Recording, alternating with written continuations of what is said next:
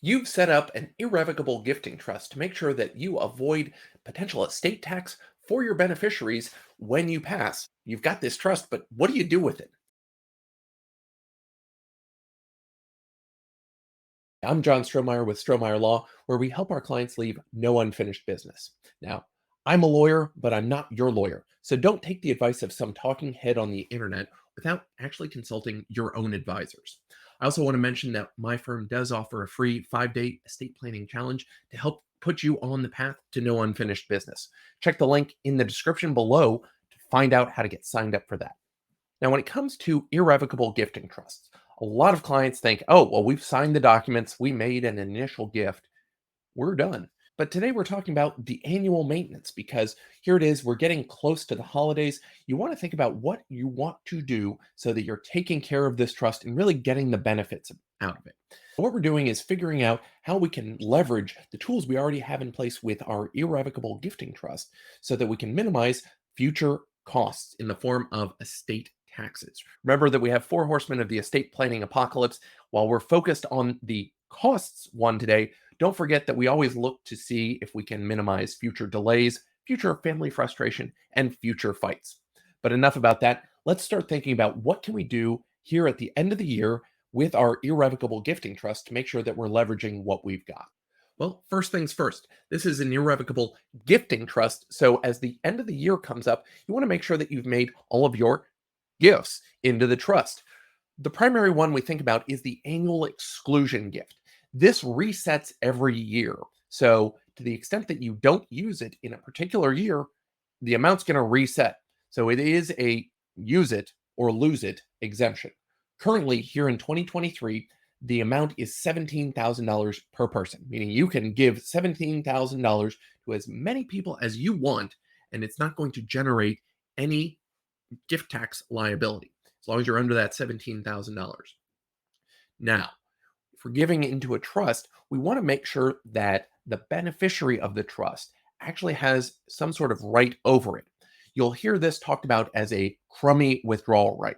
And not because it's not a great right, but because the tax court case that it's based on. So, as the Crummy family was making gifts into trusts, they were giving withdrawal rights to family members, and they could then access that for a short amount of time.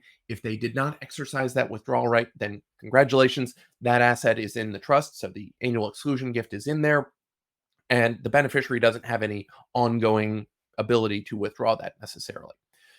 Well, you want to make sure that if you're using annual exclusion gifts and you're trying to qualify your gifts into the trust for that annual exclusion treatment, well, make sure that you've gifted those rights, that you've actually informed your beneficiaries that they have the right to withdraw this amount from the trust. That ensures that you'll qualify for that annual exclusion.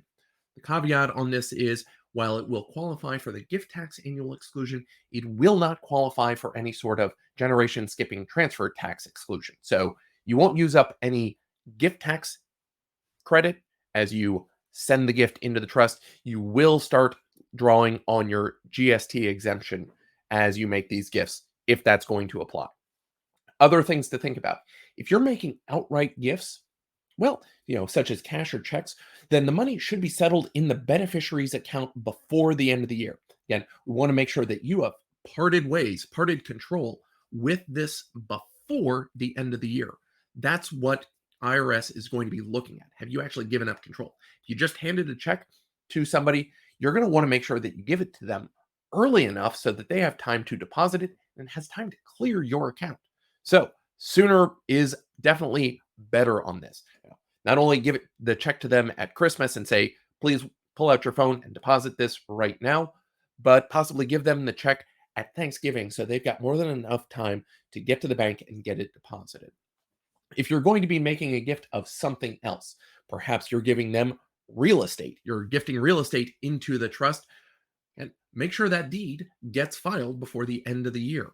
Electronic filing makes it a lot easier to get this done, but not every county accepts electronic filing. So getting the filing off and to the counties so that it is done and closed by the end of the year so you can know that gift relates to 2023 and not a future year when they get into it. Yeah, for right now, End of year timing does make a big difference when we think about annual exclusion gifts. But because we're not worried about the exemption going down from 23 into 2024, in fact, we expect it to go up by a few $100,000, these larger gifts may not make as big of a difference. However, when we get to 2025, the end of 2025, we've got a cliff where the exemption amount is going to be cut in about half. We expect in 2025, it'll be about 14 or so million dollars per person, getting cut down under current law to about $7 or so million per person in 2026. That will be a very big timing thing. We will want to make sure all those gifts are done as early as possible in 2025 so that we're not worried about counting days, making sure that everything gets done before 2026. Of course, after 2024's election, we may have a new thought on how this gets planned out. We're just going to have to wait and see on what happens in the presidential and congressional Senate elections in 2024 to really know how big of a worry that's going to be in 2025. Other things to think about that aren't necessarily part of funding a gifting trust. Charitable gifts do come up. Remember, generally, when you're funding charitable gifts, you do like getting the benefit of an income tax deduction for yourself. And so making sure that the ideas that we thought about with parting complete control with the gift so it goes to a beneficiary, well, if it's going to a charitable beneficiary, you want to make sure that that charitable beneficiary has full control over it before the end of the year. So if you're not sure that the check's going to get cashed, maybe it's a smaller foundation that is just getting overwhelmed at the end of the year. If you're not making some sort of online portal donation where you get an immediate receipt, you may want to consider a donor advised fund where you can set that up, make the transfer, and then have the funds come out of that donor advised fund at a later time when it's more convenient. The good news is when the money goes into the donor advised fund, that's you treating it for income tax purposes as though you have parted with control of it over it, so you can make sure that the gift is complete. Item number 2. So that's enough about making gifts into the trust. What else should we be thinking about? Because it's not always money going into the trust. Well, part number 2 of this is, should anything be coming out of the trust by the end of the year? You want to start looking ahead now, knowing, is there anything that needs to come out to the beneficiaries? Are there any distributions that you want to make so that at the end of the year, if you're the trustee or if you're the beneficiary, you want to start looking at things now to see what distributions could or should be made that'll make life easier for everyone. One of the big things we can think about, because of the way that trusts are taxed for income tax purposes, there is a choice of who's going to pay some of the income tax. To the extent that the trustee has received the income, the trustee is going to pay income tax on that. But there is a complicated calculation that results in what is known as the distributable net income that gets carried out to the beneficiaries if a trustee makes a distribution. The idea is, if the trustee is distributing the income to the beneficiary, then the beneficiary and not the trustee is going to pay the income tax on that. As a result, the income tax bill goes to the beneficiary. The trustee is not paying it. Trustees are going to pay income tax at higher rates faster because they've got a compressed income tax bracket. That means that potentially keeping the income inside of a trust will result in more income tax than if you distribute it out to the beneficiary. The downside of this is, well, you're giving it to the beneficiary. And is that what the grantor of the trust really wanted? Should we be pushing this much income out? Maybe yes, maybe no. It's something that trustees need to look at as they balance keeping money in the trust and paying more income tax, or potentially sending more money to the beneficiary where, while they'll pay lower amounts in income tax, they may have too much control and that money might disappear. That beneficiary can run off to the Maserati dealership or the Fabergé egg dealership and get something that they probably shouldn't have. Just blow the money. It's a choice. It's something that's going to be balanced for every trust, trustee, and beneficiary. One thing that you may have heard about in going through the internet is that, well, does my trust have to pay income tax every 21 years? If you're here in the US, no. This is a rule that applies to Canadian trusts, where every 21 years, they're going to trigger gains inside the trust. Here in the US, we don't have such a rule, but I've had enough clients ask, hey, aren't we going to have to plan for these taxation events soon?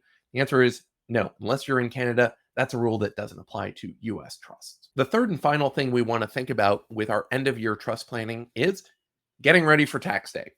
Now, trusts generally are either taxed as complex trusts, meaning the trustee is a separate taxpayer, or they're taxed as grantor trusts, in which case someone other than the trustee in their individual capacity is taxed for all the gains, losses, and other events that happen inside the trust.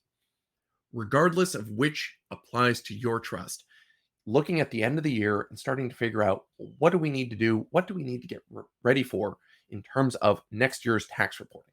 So, starting to catalog all the distributions that have been made to beneficiaries, what disbursements have been made on behalf of the trust for administrative expenses. Have you made any payments elsewhere? Is there anything that you need to shore up so that you know what's happened in the trust this year as you get ready for your tax filing obligations? Something that's related to this, but not necessarily required for your tax filing obligations, is a trust accounting. Now, a trust accounting sounds like it's going to be something that's related to a tax filing, but actually it means something different. A trust accounting is a list of everything that's happened inside the trust. Basically, all the transactions, you want to make sure that you, as the trustee, know where every penny is gone because you are ultimately responsible for that. Remember, you've got your fiduciary obligations to manage the assets of the trust. So making sure you know everything that came in, everything that went out, where did it go? Make sure the books balance. So at the end of the year, you're looking forward to 2024 to see what tax filing obligations are you going to have, making sure you've got the money to pay it, making sure you've got the money to pay your advisors to prepare those returns for you so that you're ready to go. And then you can kick out those returns and schedules K1 to the beneficiaries. So, pulling everything together, remember our top 3 things to look at for trust end of year planning. First, make sure you've made all of the gifts into the trust that you're going to make. Make sure that if anything's going in, you get it in before December 31st. Second, if there are any disbursements or distributions that need to be made, now is the time to make sure that you've settled it up. We've got a little bit less than 2 months to go as we record this. Get it done early.